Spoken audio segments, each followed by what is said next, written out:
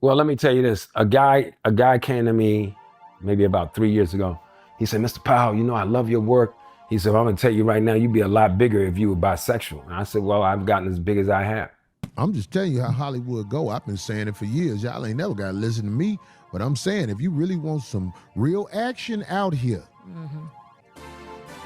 Yeah. I was talking to Eddie Griffin. It felt good to hear it because I know he wasn't lying. What is it? Eddie Griffin, right when he was getting hot, getting movies, a powerful Hollywood executive, I ain't gonna say his name. Let me send you this picture. Eddie Griffin said he called him in the room and he said, how big a star you wanna be? Oof. And he opened his legs and had his thing out. Wow. Eddie Griffin said, that's when I knew it was time for me to leave Hollywood. Wow. Wow. And that's exactly the same thing Cat Williams was saying. And it's crazy to think this way, but I wonder what that tells a picture of when you look at Eddie Griffin sharing the screen with a Denzel Washington. And I don't want to put negative things out there without direct evidence tying a person to that act, but it just makes you wonder. In 2016, while at a party with my wife, I was assaulted by a successful Hollywood agent. The assault lasted only minutes, but what he was effectively telling me while he held my genitals in his hand was that he held the power. And that was for a movie? That was the man. Ask him how big a star you want to be. Let me tell you something, man. It's some people out here who can turn you into the face of black people. But do that shock you? See, back Hell then. yeah, that shocked me when you hear Will Smith and them getting 20 million a film and like that. Like, Right. come on, But not man. their first ones. Not their first. See, that's what I'm saying. Will see? Smith, them, man, they asshole look like And them he opened baby the birds floodgates. when it's getting fed. Oh, God. And that opened the floodgates. Remember, not a lot of no. I'm gonna have to explain to Elizabeth about the money and calm her. She gets so nervous. Hey, Paul, come on, stop that. I was wondering if I could you. Ah. Man, I don't do things like that. I made it to the middle. The top is another whole set of stuff that you got to deal with on every level that I'm not willing to do. So, and they don't let strong Kunta Kinte like me get to the top. It just doesn't happen without some compromise. And I'm not willing to do that, but I never knew that. And what's crazier too is that Will Smith, that was his first role. So think about his career after that, right? His career went crazy after that. So they brought him into Hollywood. His first Hollywood role was to play that type of a character. Man, Hollyweird is a sick, sick place. You can say what you want. I don't believe Eddie Griffin out there getting down like them people getting down, because them people getting down, they doing all kinds of wonderful things. Why do you think Dave Chappelle left the Chappelle Show? Nobody would know better than Dave, so I'd break it down this simple, because I had those feelings when I was on the Malcolm and Eddie show. When they're asking you to do that doesn't agree with your nature, is the money worth that indignity? I think the brother made the proper decision. I know when I interviewed Fredjo Story, he told me that he turned down the role in The Wire because they wanted him to kiss a man. I got a audition maybe a year ago from Mr. Black. I don't think he read the script. So I read the script and I called him. I said, this guy that's the gangster, he has this guy named Raphael or somebody hanging around the bar all the time. I said, who is that guy? So he called casting and he said, well, they kind of like lovers. I'm like, that's not gonna work out. I'm not homophobic. I've gotten a lot of flack for saying something in the heat of the moment. I'm not homophobic, but I have no problems with transgender people or gay people. I don't care what color they are. I have no problems with, I'm not sexist or racist or any of that. But I have boundaries for me as a person. But I've been set up, I've been approached, I've been, I don't want to say persuaded, but gestures have been made, and I don't want to get into the details and name any names, but it's been men and women, not a lot. And that's exactly how it starts with these weirdos, right? They start by quietly violating and pushing your personal boundaries to know exactly how much that it is that they can extract from you, to take from you, and thus control you. And as a masculine man, one who has still a degree of self-respect left, you have to be able to stand up on business. You have to be able to stand up on your ground and say no. That's why I was so critical within my prior views when I talked about Anthony Mackie. And when I found out that he had that one scene, there has to be boundaries. I understand that you playing a role, but how much money is it going to take for you to be form fit within the way that they want to construct you in your image? And why are you not standing on business? I mean, even taking it back to Will Smith and taking a look at his relationship, he was so dead set on the image, right? And being able to do things for money that he had this perfect image of his marriage, and look what he stayed in order to keep up with that image. And I think some of that is perhaps the PTSD or the trauma with having to deal with some of these weirdos up in Hollywood. The humiliation ritual that extends into your personal life to so much as to be caught up in an entanglement with your son's best friend porking your wife. You don't get it without kissing the ring, if you know what I'm talking about. Right. Y'all ain't gotta believe me, but I'm telling you, all you motherfuckers out here who just got off a Greyhound bus trying to be a star, you can go directly to the man and make it a lot sooner if you gon' crack that ass open. That way you can be in the community with them motherfuckers. They'll be like, oh, he's an ass opener. Yeah. He's okay. Let him in. Did you have fun last night? You know what I'm saying? That's how it go.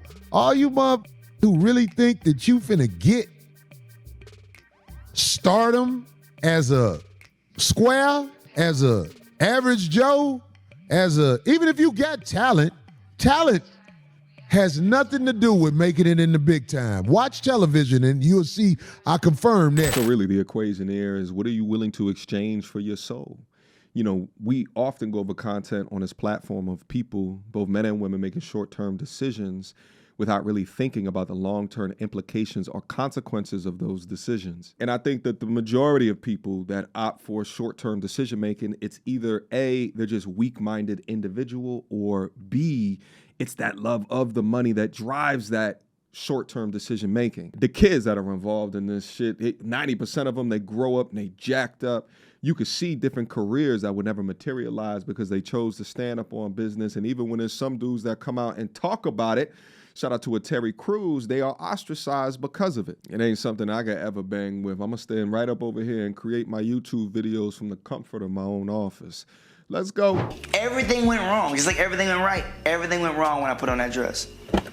Pre-Big Mamas, to me, actually, it's like you have an AD, you're like AD, BC. Okay. It's like BM for me. My career pre-BM. So Big Mama was a changing point. Yeah. Yeah.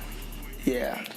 What made it a changing point? Was it that it was Martin, or just everything was aligning up at the right time for you? It was a negative changing point, to be honest. What you mean by the producers chemistry sideways? I've had producers say certain things or do certain things, male and female. But I know how to handle it because I know what I'm gonna do. I always tell people when you get to Hollywood, know what you're gonna do. You know what I'm saying? I'm not desperate. That's a definitive power play right there. They want you to be up under their thumb through humiliation by taking away your manhood and rewarding you with some fame and a little bit of money. There's a lot of women that do it on a small scale, you know, on their social media app of choice, all the way up to a OnlyFans. But for men, there's poison apples out here for us as well. My grandson in the middle of the movie like, Papa Snoop, how she have a baby with a woman? She a woman. Oh, I didn't come in for this. I just came to watch the damn movie. I'm scared to go to the movies now. Like, y'all throwing me in the middle of that I don't have an answer for. Well, let me tell you this. A guy came to me maybe about 3 years ago. He said, Mr. Powell, you know, I love your work. He said, I'm gonna tell you right now, you'd be a lot bigger if you were bisexual. And I said, well, I've gotten as big as I have. But I wanna also be clear. I'm not knocking anyone, actors or producers. But I just think from a humanitarian standpoint, whenever you block someone, I think that's wrong.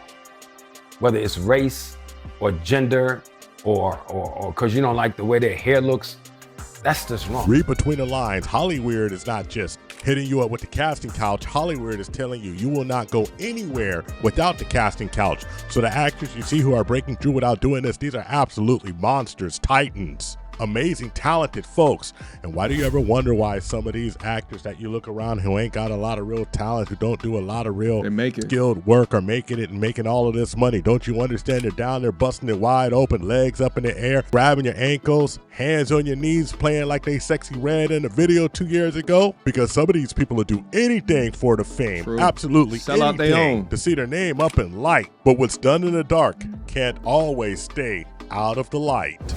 Whether people understand it or realize it or not, I've said this before, we've all been inappropriately touched in Hollywood. Damn. Period. That's what it is. We've all, at some point or another, been inappropriately touched in Hollywood. Well, the truth is, we have a Isn't that the young brother who likes to... I believe that it is. And again, when I see a young brother say something like that, and I know that that is his preference, you got to be able to, right? Like, it's like, what have he been exposed to, right? What has it been normalized within him that he chooses to go down that route? But also, when Tip was talking right there, I was also thinking of, you guys ever seen that clip from Sukiana? Now, if you know who that is, the majority of us know her as, like, you know, one of these Super Saiyan ratchet chicks that promotes sexuality through her raps. But she also had a clip of talking about having to sell her soul to the industry. I want to tell y'all I apologize and I'm sorry for what I'm about to say, but as far as this music stuff, I won't be doing this music stuff anymore. I started this because this was my dream, and you know, I wanted to make sure I could get me and my kids out the hood. It's always been my passion to rap. A while ago, I had signed a contract and I didn't know nothing about the business or this game out here. And just right now, I'm realizing that I signed my soul. I sold my soul to the devil. I signed myself to the devil. I don't even own myself no more. I sold my soul to the motherfucking devil, and I done prayed. I prayed and I prayed and I prayed. You know, and it's just like, I don't know if God can get me out of this, you know, and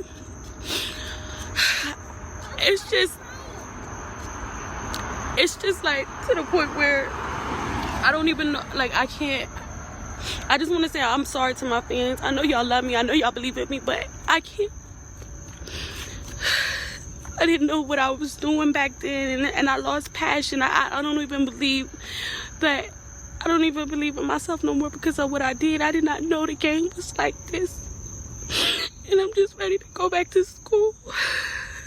Shit. I'm just ready to move away and go to school. I just want to tell everybody I'm sorry. And I won't be making any more music until I'm out of this contract. And who knows if that'll ever happen. Like, who knows if that can ever happen. I don't know. Apparently I prayed it and I prayed and I prayed. I don't even know if God can hear me at this point. But I just made the biggest mistake that I ever made. And I just hope, you know, if you're an artist, make sure you have an attorney to read over your contract, and don't let the person that you signed it to pick the attorney. It's crazy when you see content like this and you get to watch 10 years later how their life has materialized, and, you know, she's gone on to create Cornos. She's allowed herself with the people who are the puppet masters to her being the puppet completely make a fool out of herself in like random public appearances. And she's telling you right here that she sold her soul. Now, this is from a music perspective, which is the cousin of what happens to these actors and these actresses that are within Hollyweird, but it must be talked about. Shout out to Tip Network for putting together this amazing piece of commentary. Out of respect for him, I took some parts out of his original compilation, so make sure you go down there and show that brother some respect for the power within this message. Nevertheless, I think everybody that's watching this just needs to understand, and I've said this in a couple of different ways throughout the content, is that life in itself, not just in Hollywood, there will always be people ready to dangle short-term benefits or dangle kind of these in-the-moment rewards in front of you if you will compromise your dignity, right? But for some, it's fame. For some, it's for money. But for others, it's access. So no matter what it is, but the cost in itself is going to be always the same. Your dignity, your self-respect, your masculinity, your manhood, or your soul. But you must understand that throughout the power and the strength that you possess on this planet, that true manhood, true masculinity is that you understand who you are and you know where your boundaries are. And if having the backbone to defend against whatever your boundaries are needs to be created. because at the moment that you sell out, you'll continue to sell out after that. It's like rolling a snowball down the hill, because once you let a little bit of water out of the cracks within your armor, soon enough it's going to build up where it's going to fill up a swimming pool. And it gets easier and easier each time until there's nothing left of you but a former shell of yourself that someone else now owns. So think wisely about the choices and decisions that you are making, because although we're looking at this from an entertainment aspect, even within your own life, you're going to be hit with some bullshit that you're going to have boundaries to overcome. All right, guys, that is my thoughts in regards to this whole mess. Leave me your questions, comments, concerns down up in the comment box down below. I appreciate you guys for rocking with me within the confines of this video. All right, you agree with the things that I'm saying? You disagree? Let me know down below so we can make for fruitful discussion. Until next time, YouTube. Peace. She belongs to the street. Girl, don't hold my hand. You a mattress actress on the OnlyFans. Get your money, girl, but damn, how is that your only plan? What you gonna do when you get too old to strip and dance? Get up out your echo chamber screaming period and yes. You a low down dirty woman if you try to get knocked up by